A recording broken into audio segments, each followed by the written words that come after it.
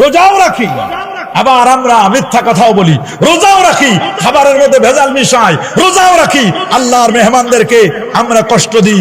দেখেন না, লেবুর হালি 170 টাকা।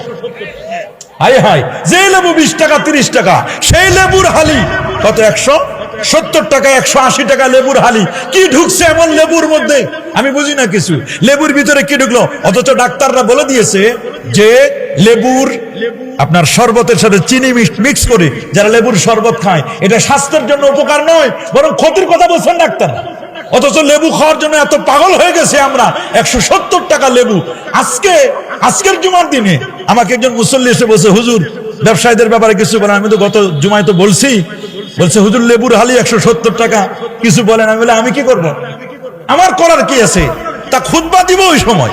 মানে জজবা বলা মুসল্লি কিছু থাকে না, বলে না, কিছু থাকে না। মনে রাখবেন,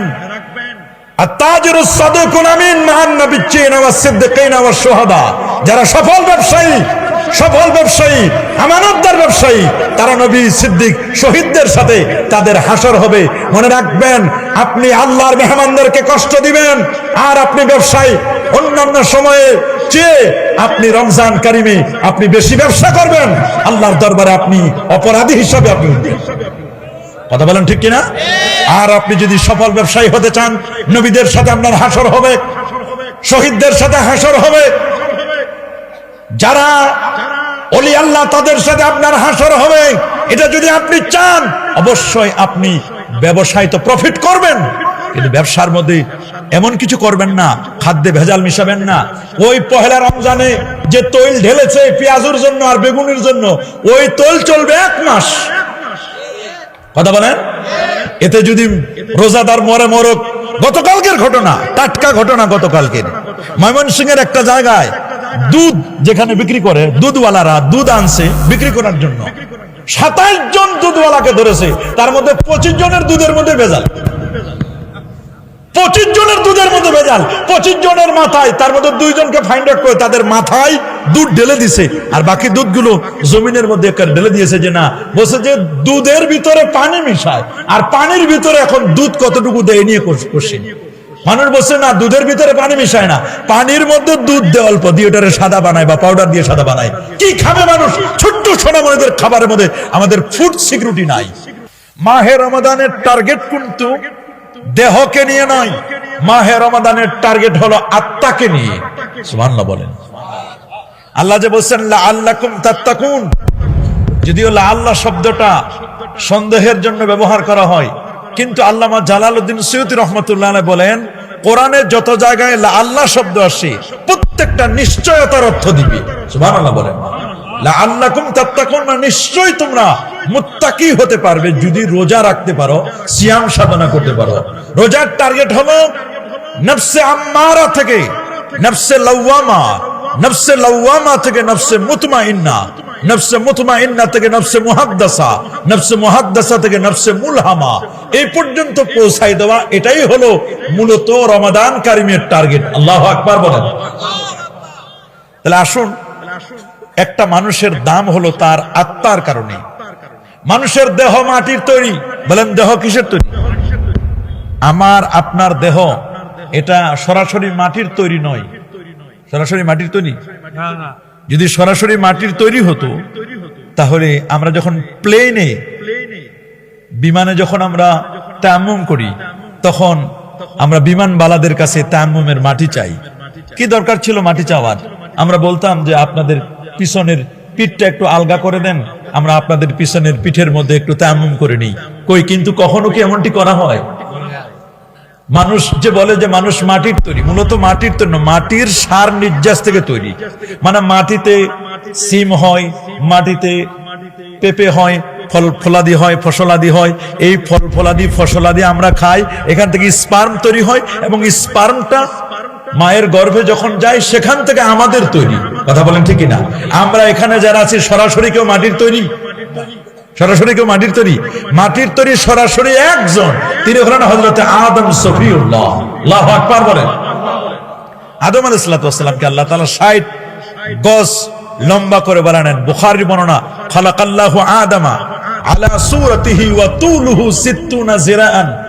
ফালাম্মা খলাকাহু ক্বালা ইযহাব ফাসাল্লিম আলা উলাইকা নাফার ওয়া হুম নাফারুম মিনাল মালায়েকাতি জুলুস ফাসতামি মা ইউহাইয়ুনাকা ফাইন্নাহা তাহিয়াতুকা ওয়া তাহিয়াতু যুররিয়াতিক।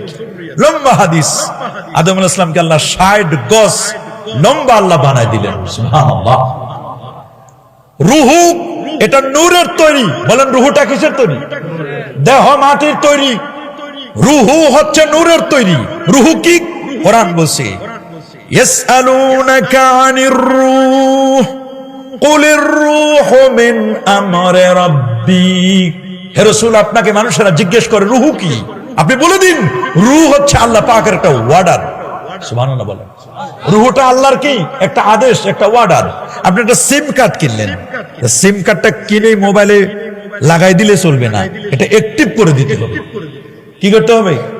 এটা যতক্ষণ না অ্যাক্টিভ করে না দিবে সিম কার্ডটা, মোবাইলে অ্যাক্টিভ করে দিবে, যখন অ্যাক্টিভ করে দিবে তখন সিম কার্ডটা কাজ করতে শুরু করবে, তখন মেসেজ আসবে, তখন এটা দিয়ে আপনি এক জায়গা থেকে আরেক জায়গায় কমিউনিকেশন করতে পারবেন, আপনি আরেক জায়গার সাথে কথা বলতে পারবেন। এটা এই সিম কার্ডটা এটা মূলত একটা জাস্ট একটা সিম্বল। সিম কার্ডটা একটা কি? এটা একটা সিম্বল। এখানে যতক্ষণ অ্যাক্টিভ না করে দিবে আপনার দেহটা, এটা একটা সিম্বল। এই দেহের ভিতরে যতক্ষণ না রূহ এটাকে অ্যাক্টিভ করে না দিবে ততক্ষণ পর্যন্ত দেহের কোনো দাম নেই।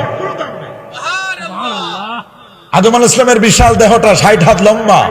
এই দেহ যখন বানালেন তখন অনেকে তো এসে স্ট্রাকচার দেখলো, বিশেষ করে মিস্টার ইবলিসে তো দেখেছিল, দেখে বলছে না এখানে কই কিছু তো দেখতে পাচ্ছি না, আমি ভিতরে কোনো বিদ্যুতের কোনো সিস্টেম নাই, আলোর কোনো সিস্টেম নাই। যখন কপালের নূরে মুহাম্মদী ঘষে দেওয়া হলো, আল্লাহু আকবার, এখানে যখন সেটআপ দেওয়া হলো, সুইচ দেওয়া হলো, নূরে মুহাম্মদী কপালে যখন ঘষে দেওয়া হলো, অটোমেটিক সিনার ভিতরে পুরা 60 হাত দেহের স্ট্রাকচারের ভিতরে আলো জ্বলে উঠল। আল্লাহু আকবার বলেন। একটা মানুষের দেহের দাম বেশি না রূহের দাম বেশি? রূহের দাম বেশি। 3.5 হাত বডি, 3.5 হাত বডির মধ্যে এত অর্গান আছে, 360টা জোড়া। কত? 360টা জোড়া আছে। 80 কোটি নিউরন আছে মানুষের মাথায়। সুবহানাল্লাহ বলেন।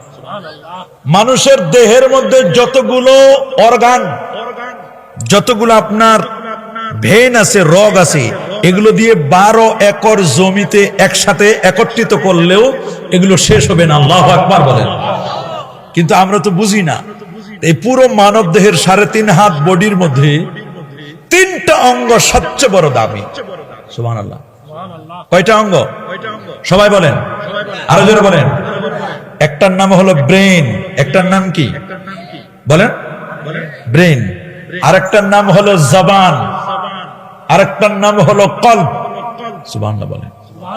বলেন ব্রেন, জবান, কলব। ব্রেন, জবান, কলব। বুখারীর হাদিস সাহল ইবনে সাদ রাদিয়াল্লাহু তাআলা বর্ণনা করেছেন, মাইয়াজমান লি মা বাইনা লিহিয়াইহি ওয়া মা বাইনা রিজলাইহি আদমান লাহুল জান্নাহ। সুবহানাল্লাহ বলেন।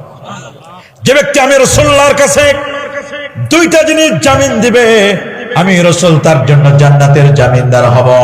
একটা হলো 2 চোয়ালের মাঝখানের জায়গা জবানটা, এই জবানকে যদি কেউ কন্ট্রোল করতে পারে, রাসূল বলেন এই জবানটা যদি আমাকে জামিন দিতে পারে, আর 2 পায়ের লজ্জাস্থানটা, 2 পায়ের মাঝখানের জায়গা লজ্জাস্থান, এই দুটো জিনিস যদি আমাকে কেউ জামিন দিতে পারে, রাসূল বলেন আমি তার জন্য জান্নাতের জামিনদার হয়ে যাব। আল্লাহু আকবার বলেন। জান্নাতের জামিনদার হবেন রাসূলুল্লাহ যদি 2টা জিনিস আমরা জামিন দিতে পারি। আজকের গোটা পৃথিবীতে সবচেয়ে যত ফিতনা, ফাসাদ, বিপর্যয়, মারামারি, কাটাকাটি, খুন খারাপি, হত্যা, জিজ্ঞাসা যা চলছে সবকিছুর মূলে হলো 2টা অঙ্গ। একটা হলো জবান, একটা হলো লজ্জাস্থান। কথা বলেন, জোরে বলেন। জবানটাকে কন্ট্রোল করতে হবে। মা ইয়ালফিজু মিন কাউলিন ইল্লা লাদাইহি রাকিবুন আতীদ। মানুষ এই জবান দিয়ে যা উচ্চারণ করে সব রেকর্ড হয়। বলেন সব কি হয়? হুসনুল ইসলামিল মারে, ইসলামের বিউটি, ইসলামের সৌন্দর্য হচ্ছে তারকু মা লা ইয়ানি, অহেতুক কথাবার্তা ছেড়ে দেওয়া, মিথ্যা ছেড়ে দেওয়া। রাসূল বলেন মাল্লাম ইয়াদা কাউলাজ জুর ওয়ালা আমালা বিহি ফালাইসা লিল্লাহি হাজাতুন ফিমা আইয়াদা তাআমাহু ওয়া শারাবাহু। ওই ব্যক্তির রোজা রেখে কোনো দাম নাই মাল্লাম ইয়াদা কাউলা যুর আই মাল্লাম ইয়াতরুক কাউলা যুর, রোজা রাখলাম অথচ মিথ্যা কথা আমি ছাড়তে পারলাম না, মিথ্যা কাজ আমি ছাড়তে পারলাম না। মাল্লাম ইয়াদা কাউলা যুর ওয়াল আমাল বি, মিথ্যা কথা মিথ্যা কাজ, রোজা রেখে যদি মিথ্যা কথা মিথ্যা কাজ, গীবত, শিকায়েত, হিংসা, ফাসাদ, রিয়া, অহংকার এগুলো যদি আমি ছাড়তে না পারি, মিথ্যা অপকর্ম যদি ছাড়তে না পারি, আমার রোজা রাখা আর না রাখা সমান। কথা বলেন, জোরে বলেন। একটা তো সাধারণ রোজা, আপনি সকাল থেকে নিয়ে সুবহে সাদিক থেকে নিয়ে সন্ধ্যা পর্যন্ত আপনি শুধুমাত্র উপবাস থাকলেন, এটা সাধারণ রোজা। 5 ওয়াক্ত নামাজ পড়লেন আর রোজা রাখলেন, এটা সাধারণ। কিন্তু অসাধারণ রোজাটা কি? আপনি সুবহে সাদিক থেকে নিয়ে সন্ধ্যা পর্যন্ত খানা পিনা থেকে আপনি বিরত থাকলেন, যৌনাচার থেকে বিরত থাকলেন, আপনি এগুলো থেকে যেমন বিরত থাকলেন, সাথে সাথে আপনি ফরজ নামাজগুলো আদায় করেছেন, সুন্নত আদায় করেছেন, মুস্তাহাবগুলো আদায় করেছেন, অঙ্গ প্রত্যঙ্গগুলোকে রোজার মধ্যে রেখে দিয়েছেন, আপনি কোনো অঙ্গ প্রত্যঙ্গগুলো খারাপ কাজে লাগান নাই, এটা খাস রোজা। সুবহানাল্লাহ। এর চেয়ে আখাসুল খাস আরেকটা রোজা আছে, এটা আম্বিয়া কেরামদের রোজা। আল্লাহু আকবার বলেন। এটা আউলিয়া কেরামদের বুজুর্গদের রোজা। এরা কেমন? এটার বর্ণনা হচ্ছে আনতাবুদাল্লাহ কাআন্নাকা তারা ফাইন লাম তাকুন তারা ফাইন্নাহু ইয়ারাকা। আল্লাহু আকবার। এটা শুধু নামাজের জন্য নয়, আনতাবুদাল্লাহ কাআন্নাকা তারা, তুমি এমন ভাবে ইবাদত করবে, তোমার হোক সেটি নামাজ, হোক সেটি রোজা, হোক সেটি যাকাত, হোক সেটি হজ। আনতাবুদাল্লাহ, এখানে নামাজের কথা বলা হয় না, বলা হয়েছে নামাজ হোক, রোজা হোক, হজ হোক, অন্য সিয়াম হোক, যাই হোক না কেন, যে কোনো ইবাদত করবো। আনতাবুদাল্লাহ কাআন্নাকা তারা, কেমন যেন তুমি আল্লাহকে দেখতে পাচ্ছ। যদি তুমি আল্লাহকে দেখতে না পাও, এমনটা মনে করবে আল্লাহ তাআলা আপনাকে আমাকে দেখছেন। যদি এই মনে করে কেউ আল্লাহ আমাকে দেখছেন, তাহলে আমি রোজা রেখে আমি মিথ্যা কথা, মিথ্যা কাজ, গীবত, শিকায়েত, পরনিন্দা, পরচর্চা, চগলখড়ি আমি এগুলো কখনো করতে পারি? কিন্তু আমরা দেখছি একটি জান্নাতি পরিবেশে রমাদান কারিমে তারাবির নামাজের পরে এত সুন্দর পরিবেশে আল্লাহ তাআলা কোরআন এবং সুন্নাহ থেকে দ্বীনি কিছু আলোচনা শুনবার জন্য এখানে আসার বসার সুযোগটুকু এনায়েত করলেন। কালিমাতুশ শুকর আদায় করে আমরা পড়ে নিচ্ছি আলহামদুলিল্লাহ। আর জোরে বলছি আলহামদুলিল্লাহ। লাখো কোটি তার চার অনেক অনেক গুণ বেশি দরুদ আর সালাম পেশ করছি আল্লাহর সৃষ্টির প্রধান আকর্ষণ, কুল কায়নাতের নবী, আকা মাওলা, তাজদার মদিনা, সুলতান মদিনা, শামসুদ্দোহা, বদরুদ্দোজে, নূরুল হুদা, সাহিব কাবা কাউসাইন আও আদনা, রাসূলুস সাকালাইন, ইমামুল হারামাইন, ইমামুল কিবলাতাইন, ইমাম জাদ্দুল হাসান ওয়াল হুসাইন রাদিয়াল্লাহু তাআলা আনহুমা, আফতাব নবুওয়া, শাহানশাহি রিসালা, নূরি মুজাসসাম, হুজুর আকরাম, নূরুন আলা নূর, হাবিবুনা, শফিউনা, কুদওয়াতুনা, মুরশিদুনা মুহাম্মাদুর রাসূল সাল্লাল্লাহু আলাইহি ওয়াসাল্লামের উপর বিনা দরখাস্তে যে নবীর উম্মত হতে পেরেছি, আসুন আরেকটি বার শুকরিয়া আদায় করে পড়ে নিচ্ছি আলহামদুলিল্লাহ। প্রিয় হাজিরিন, আমি আপনাদের খেদমতে অতি পরিচিত একখানা আয়াতে কারিমা তেলাওয়াত করেছি। তার আলোকে ইনশাআল্লাহ আমরা কলবের গুরুত্ব নিয়ে আলোচনা করব। আপনারা শুনলে অবাক হবেন, এই পৃথিবীতে আল্লাহ সুবহানাহু ওয়া তাআলা হাজার হাজার আলমকে আল্লাহ সৃষ্টি করেছেন। একটি বর্ণনায় এসেছে প্রায় ৮০,০০০ আলম বা ৮০,০০০ জগৎ আল্লাহ সৃষ্টি করেছেন। সুবহানাল্লাহ বলেন। এই ৮০,০০০ জগতে সবচেয়ে শ্রেষ্ঠতম মাখলুক, শ্রেষ্ঠতম যে জাতিটি, তার নাম হচ্ছে আশরাফুল মাখলুকাত, মানুষ। সুবহানাল্লাহ বলে। আমরা আল্লাহ পাকের বান্দা, বলেন না আমরা আল্লাহ পাকের কি? আমরা কি সারা জীবন আল্লাহর বান্দা থাকবো না আল্লাহর বন্ধু হতে চাই? আমরা আল্লাহ পাকের বন্ধু হতে চাই। যদি ব্যক্তি বান্দা থেকে বন্ধু হতে চাই, তাহলে বন্ধু হওয়ার জন্য তার কিছু কাজ রয়েছে।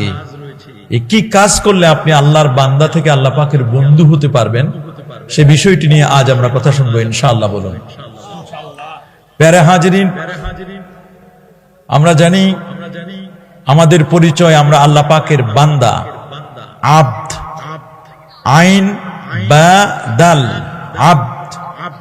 আব্দ বলা হয়, আল্লামা শিহাবুদ্দিন মাহমুদ আলুসি রহমতুল্লাহ আলাইহি বলেছেন, রূহ মাল জাসাদ, বডি এবং সোল, দেহ এবং আত্মা, এই দুটোর সমন্বিত রূপ হলো আব্দ।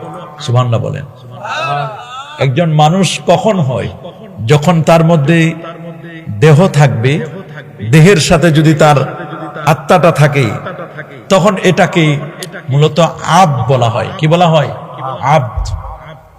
কোরআনে আল্লাহ তাআলা পরিচয় করায় দিয়েছেন সূরাত বনী ইসরাঈলের সূচনা লগ্নে, সুবহানাল্লাযী আসরা বিআবদিহি লাইলাম মিনাল মাসজিদিল হারাম ইলাল মাসজিদিল আকসা।